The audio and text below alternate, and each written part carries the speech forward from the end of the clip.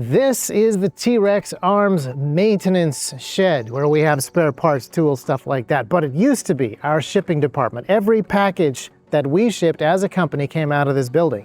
And more than that, every product that wasn't a holster lived in this building. This was our entire warehouse and shipping department. But about 5 years ago, we outgrew this thing and we moved over here. This is a much larger warehouse and shipping building, but then a couple years after that, we outgrew it. And so we built this large addition down here, which is 2 stories. And compared to where we started is huge, but there's one person, basically one person that has made this whole project possible. That's who we're gonna talk about today.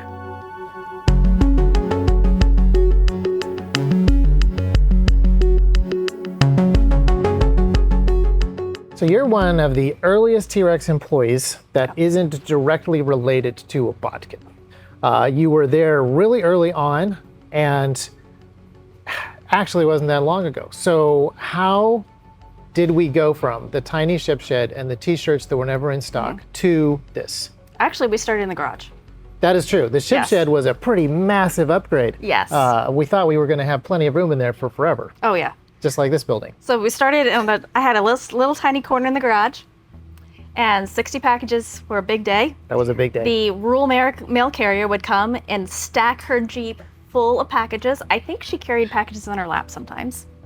And she also said that we kept the Nunnally zip code operational because package volume was necessary to keep that post office open. Yes. From there, I got a little bit bigger corner. I think when we launched STAC products, I had, I think 3 shelves in a little U, and that was my shipping area. Everything within reach. Yes, nice and cozy. And then we bought the ship shed, and I thought it was amazing because it was quiet. The room. It was spacious. There were no guys with their equipment and bandsaws making a bunch of dust and noise. I was so happy. That is a fascinating point. We have separated clean and dirty areas in the buildings here, but there was a point in time where there was no separation. Oh no. Everything was bandsaw and buffing dust constantly and machine noise constantly. Yes, I had to wear ear protection and sometimes a respirator while I was shipping. Yes, and yeah, basic computer work, same thing, yeah. Yes. Okay, so yeah, the ship shed was an even bigger upgrade than I remembered, yeah. Yes, so the ship shed, so I started in 2017. We bought the ship shed in 2018. In 2019, we moved into 758 where all the holster manufacturing is now. So I don't know if the customers will be able to tell from videos, but from where hardware into the admin area is now. That was the entire warehouse. That was the warehouse and shipping area. And then 2020, we moved into this building. And first it was just armor, because that was when the armor explosion happened, and we just needed room to move armor around. And so for a long time, like maybe 3 weeks, this was nothing but armor, yeah. I think it's more like 3 months, but yes. And that was the first time we had a conveyor belt. Yes. Which was a pretty huge upgrade for us. An actual real pallet racking instead of shelving. Yes. And then 2022, we built the expansion on. Yeah. And now we are, again, trying to figure out how to maximize our space again. Every time we have built something, we've been confident that it's the last time we need to build something. Other people may have. So Nora, this is a pretty significant size upgrade. You just mentioned it's not as big as giant Amazon distribution centers, but this is a lot of space compared to how we started. And you were here pretty much at the beginning. Pretty close. Pretty close to the beginning of the company. Definitely very close to the beginning of non-holster product. Yes. In the early days, we were in the garage. 60 packages going out in a day was a big day. That was a big day. Now, I mean, that still is not bad. Like, that is a pretty significant amount of product.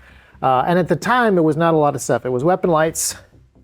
We had t-shirts pretty early on. Yes, t-shirts. Some patches. A few belts. Slings occasionally. Sometimes things were in stock. Sometimes. Sometimes we had stuff to ship. So obviously, where stuff starts is getting it in stock. Yes. Which is?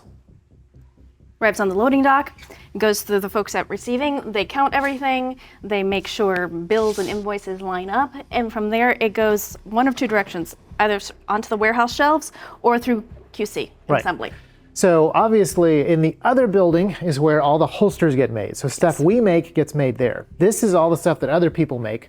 So obviously everything with our name on it, we want to double check. And that means don't just like make sure the box didn't get smashed, Right. but actually look at individual items, make sure they're good. We're also developing new products all the time. Yes. So how tightly do we inspect our new products? I think tolerance on most things is 1/8 of an inch. 1/8 of an inch. So So- we're looking within 1/8 of an inch at all the stitches, Yes. all the edges. Yes. And Are then, stitches where they're supposed to be, not stitches where they're not supposed to be? Do pouches fit what they're supposed to carry? So they're sticking magazines in the pouches, plates in plate bags. all the major checks, yeah. Yes. And then there are other vendors where like we inspect a lot of different stuff depending on how expensive it is, how important it is. Some of our vendors have an amazing track record. Yes. Their stuff is fantastic. They have yet to make a mistake, and that stuff can go right on the shelves, right? Right. Yes. Yeah. So, But also a lot of what they do is just assembly stuff.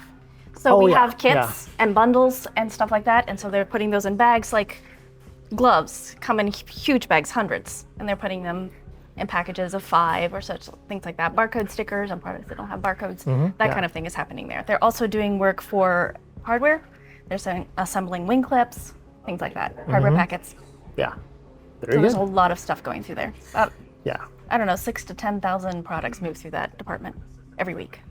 6,000 to 10,000 products every week. Yes. And that's not even counting the stuff that goes straight to the shelves. Oh, yeah. So speaking of shelves, we have a bit more shelf space than we used to. Which is more, yes. It's good because we like having stuff in stock. And we like launching new products. We like launching new products. So is there something to the warehouse system, or is it just boxes on shelves?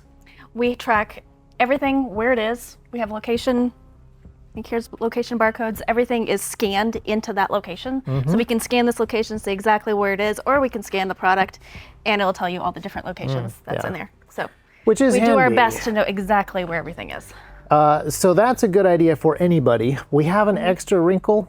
Even though we're a relatively small business with a relatively small warehouse, we have stuff that lives in this building Yes. and in the other building. Yes. Just an extra thing to figure out. What's the color tape? Color tape means which department touched it last. So purple means that the QC ladies, they did something with this product, so they're going to close it up. So we look at that number on the box, and if there's any question about it, we know they counted it, and we'll go talk to them. Excellent. So purple is QC, green is receiving, and orange is warehouse. So You know- each department has their own color tape. You've been asking for color coding for a long time. And so it's neat to see that it continues to be a great system I love for color stuff. coding. Yeah. We have forklifts here. Everybody is, of course, forklift certified. Don't OSHA us. Everybody is doing things properly and correctly yes. all the way around. And do we have enough storage for all the stuff that you want to do next? Today we have enough storage, Today we have enough storage. but we are Yeah. growing at a rate where we will need more soon. What's the next step? We've built this expansion. There's not really room for another expansion. Right. What is your master plan? I have 2 different possibilities that I'm looking at. It'll probably be very narrow aisle, Narrow So- aisles. tighter aisles. what we have now. Smaller forklifts. Not so much smaller, it's a different style that can fit. Faster, more maneuverable. More nimble, yes. My favorite. Part of the reason that we stock so deep here at T.Rex is we got bit in 2020 and 2021 and 2022 by supply chain stuff, just like everybody. But also, we don't do pre-orders and we don't do back orders. We do let you get on the waiting list for products that are coming or products that are out of stock, but we will not take your money till we actually have it on the shelf. So that's why we need more shelves. But getting this stuff on the shelves inside of this building is only half of the battle. Yes. The other half is getting it out of this building. So walk me through the FlowRex. So all orders are fulfilled from the FlowRex, which is a forward pick method. We don't have any of our orders fulfilled directly from the warehouse. So the idea is to have everything as tight as possible so that we can pick quickly and fulfill an order as quickly as possible. Yeah. So we've got different zones Yes. and a motorized conveyor belt. Yes. pretty advanced stuff.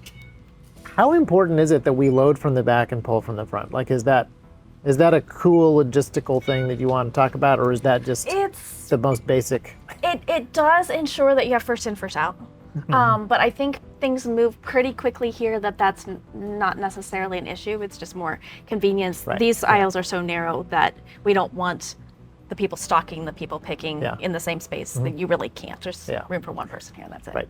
So as people are picking orders and shipping them out, product is constantly coming from the warehouse and loaded into the back of the FlowRex. Yep. So it's all day stuff's coming off the front and into the back. Always moving? Yep. Always fresh. It's very important to have fresh ScalarWorks mounts, hot off the press, Trijicon optics. What are some of the other products that you are especially happy to finally have space for? I think my favorite are the medical supplies. Medical supplies. Yeah. Another thing about medical equipment is that's part of the reason that we are focused on fast shipping. Yes, Amazon has kind of set a standard where 2 days is achievable and expected, but we've had a number of people write in and say that they used a tourniquet on the same day that it arrived from us, which, just has motivated us to keep the stuff going out quickly. What are some of the biggest challenges with our number of SKUs, the size of our devices, and the flow through? I think the size actually helps make it easy because they're all fairly small and similarly sized, so that makes it simplifies the process. We don't have to be shipping couches in the same facility. We're shipping little bags of screws. It definitely simplifies things. I think the hardest thing would be that we spend a lot of time trying to group similarly products that are purchased together, group them tightly on the FlowRex so that we can fulfill an order with the fewest steps possible. So if one of these zones is completely full and this one is almost, you can see a couple empty spots, but it's almost completely full. I have some to go here later. But if it is, and we launch another product that's going to need to be right next to those things, we've got to completely rearrange these. I would say that's the hardest part. And our customers are a little bit hard to predict too. There's some things that go really well together. Rifle optics, rifle magazines, rifle slings, sling mounting hardware. Those all kind of sort of go together. Yes. But oftentimes someone is ordering a tourniquet, a holster, and spare sling mounting equipment, and it's one thing from each different zone with no... You can't predict everything, but there's enough that we can predict that we can minimize that. Yeah. So slings literally sell with everything. Slings sell with everything. Yep. Next time you order something from T.Rex Arms, throw a sling in there, just for Nora. Now, everything is roughly the same size.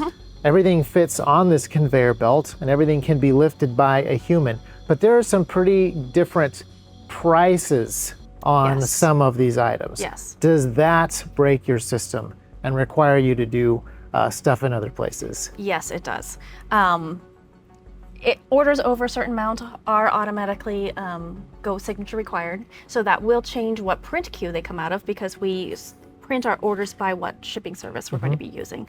But we do have some big and heavy things that we don't want going with these small things because they're difficult to pack, or they're very expensive, or they're very fragile, or something like that. And we will have those, that order will be printed separately and shipped separately. Yeah. Like helmets and armor and night vision, stuff like that. This is modern, effective, lightweight ceramic armor. So lightweight compared to, certain things. But when it comes to shipping, this is heavy enough. And technically, even though it's bulletproof, ceramic is fragile enough that you want special packing. So what do we got going on over here? So we don't want armor dropping off the conveyor belt. It's a bad idea. Also, on the back, there is a serial number. And we track every serial number with the order, so we know exactly which set of plates you got. This is important because we report it to our lizard overlords, correct? No. Something like that. This is important because if there is a recall, we want to be able to let the customer know. So this is information that we do store, but it is information that we protect. Yes. An important part of the process. Yes. But we don't want to pack plates with other products. We don't want dropping off the conveyor belt. And we do need to have that scanning, which is a break in the normal process. So armor goes out of its own station. You have your own station right here. Yes, right here. It's pretty fun when this is running full speed because it's usually a 3-man process.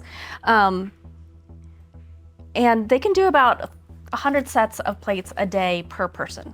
So Black Friday, there's 300, 400 sets of plates going out of the station in a day. That is nice, yeah. This is a very interesting one. So we got into armor pretty early on. We got into selling armor before people were interested in buying armor for the most part. 2019 or early 2020, I think. That, 2020 was the turning point. Okay. 2020 was when people suddenly realized why they wanted armor. Oh, we had armor in the ship shed. I forgot. We had armor in the ship shed. It was one of the few things that we were never out of stock on. Those were the days. We still have good stock of armor now, but selling armor post 2020 is a very different proposition than selling armor 2018, 2019. Very different. Yeah.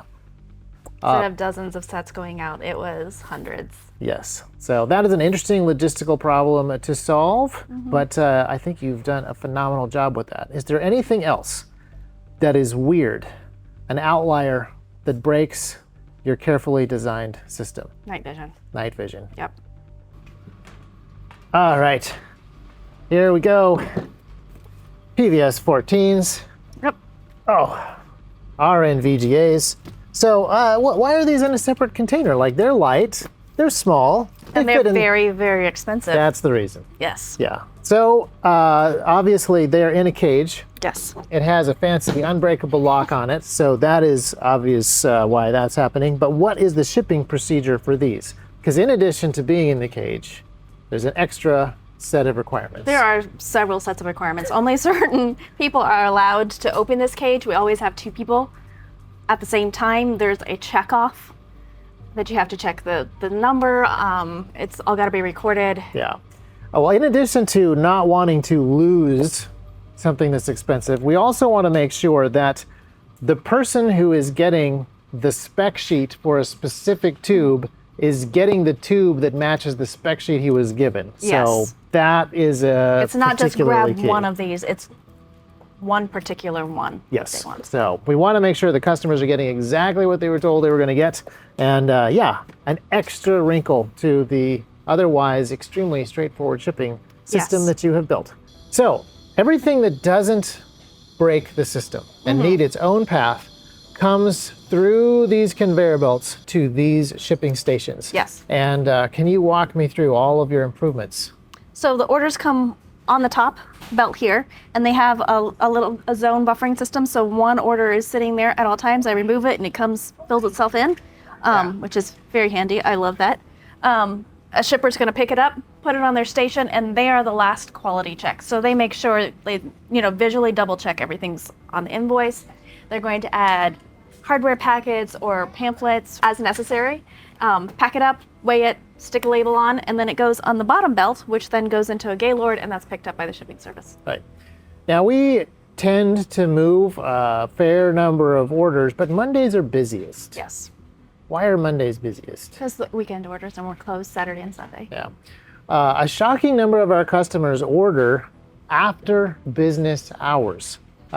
It would be worse if we were on the East Coast in an Eastern time zone, but a huge number of people on the West Coast order after we have gone home. So we'll never be able to do a really high percentage of same-day shipping. We try. But we try. We do our very best. Yes. Thanks to a huge amount of optimization. What was our early on? How quickly could we ship stuff? Retail was usually same day Because or next day. Because you were on top of it. Yes, because I would print orders every day and ship those days' orders. Yeah. So I guess it would be mostly next day. Because I would print in the morning, whatever we had between that morning's printing and the previous morning's printing. So as the complexity has grown, you've just kept up with your own speed record, essentially. Pretty close. Yeah. I have a theory that good companies balance the outsourcing and buying stuff off the shelf and the inventing stuff, and they get the balance just right, and that's where that's the efficiency, that's the sweet spot of a good company. And other people waste money by developing everything custom, or they have no efficiency because they just have stuff off the shelf, and then they have nothing special. They have no advantage And I think that you have done a great job of finding that balance inside of this building, and it's been huge. What it has let us do as a company. I really appreciate that T.Rex has been willing to invest in me, because there have been times where I've realized I don't have the tools to do this, and I've found courses and classes, and T.Rex let me do it. Well, it's been a fantastic experiment, and I wanna say that you have not only built this building and department big, but you've built other departments. So quality control used to be you. Yes. Now it is a department. Warehouse and shipping are actually kind of two separate departments. Yes. And also vendor relations. Well, I was over receiving for a while. Yeah. Yeah. Yeah. So I was receiving for a while. you were all of the things, you wore all the hats, which is how all of the T.Rex departments have started Yes. one time or another. Every department that I have been over, I did that job at the beginning and then didn't have enough time or hands or bandwidth and Yes. had to train someone else. And it just kind of organically became a department. Yeah, I think that's a great way to do it. I think that if you, again, put the cart before the horse and build the departments before they have the work, you're losing money. And if you do it too late, you're losing time. Yes. So again, that perfect balance is the goal. It's the goal. So I think Has the balance always been perfect? No, but I think in this we've tried very hard. building, the balance has always been closer to perfect okay. than the other building. But I didn't tell you that, and it's not going to be in a video that is viewable by thousands of people. So that'll just be our little secret. Okay. Normally, our behind-the-scenes coverage has been focused on holster development, just because, that's what I do. So that's what I think about. So that's what we make content about. But there's so much more to the business than that. Now that you've seen warehouse and shipping at a basic level, an overarching sort of 40,000-foot view level, I'd love to know what you guys want to see more of, who you want to hear from, and what other parts of T.Rex you really want to get a better understanding of. But thank you very much, Nora, for being in the video, explaining stuff to people. But mostly I would say thank you for solving all of the problems that we have given you over the years. My pleasure.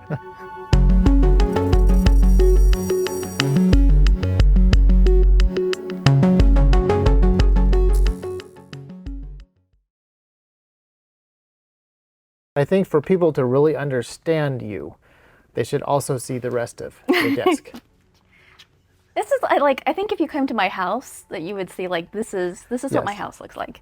Yes, and this little corner of the warehouse books is completely yours. Yes. And you have made it for yourself. Yes. The rest of the warehouse is completely yours, and you have made it for the process. I love pretty things, but I also love the beauty of systems and order. Yes. They're both beautiful corner, to me. this corner is just perfect.